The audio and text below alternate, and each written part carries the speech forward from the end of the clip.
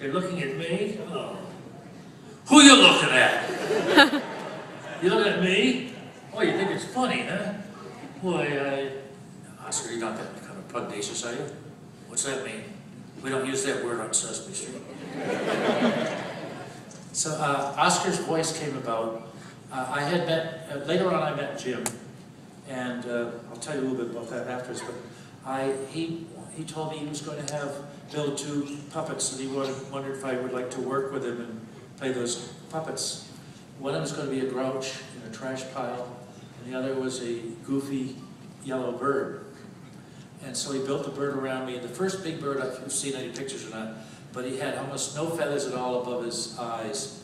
He looked rather like he didn't have any room for a brain. And he also, he described him as Mickey Mouse's pal Goofy.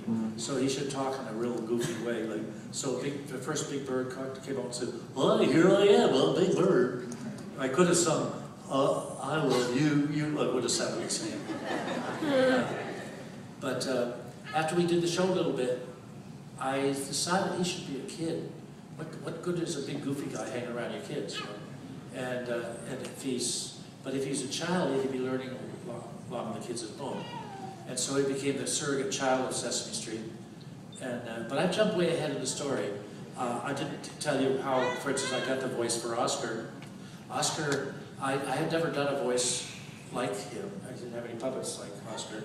And so it was the last day before we were going to tape, and I was going across town in Manhattan, and a taxi picked me up, and he said, "Where to, Mac?" And started talking about how much he hated Mayor Lindsay, and he was a very liberal there, and this guy wasn't liberal. And he went on and on. I kept saying, "What a great voice." He had a cigar sticking on one side of his mouth, and he wasn't from some other country like most people are now. He was from the Bronx, I'm sure, but he was fun to listen to. And he just groused all about the mayor until we got across town. But I kept saying in my head, "Where to, Mac? Where to, Mac?" I went into the studio, Jim Henson was waiting there with the puppet builder. They handed me the first Oscar, which was orange. It didn't fit my hand well at all. And so I went in the trash can. I said, "Jim, just knock on the can and Oscar will come up." So he knocks on the can. He goes, "What do you, get away from my trash can." And he said, "That'll do fine." And I had the job. But the bird, after just a short while, I decided he should be a kid, like I said. But let me go back and get a little bit more. You can't make up what you want to say, can you? Thanks. Did I say thanks? What's wrong with me? I'll get laughed out of the Grouch Club.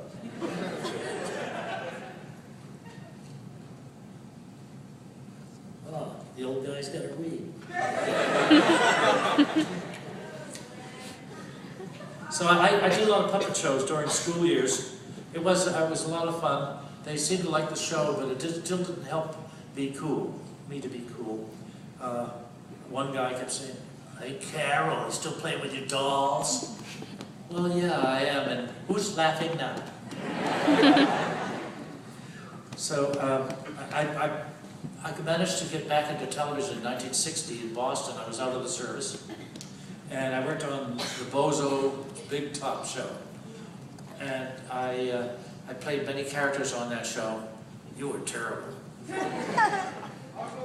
You weren't even there. He wasn't there. Yeah. "Oh, sorry, I wasn't there. I've never liked you either." You come back in a little while, Oscar.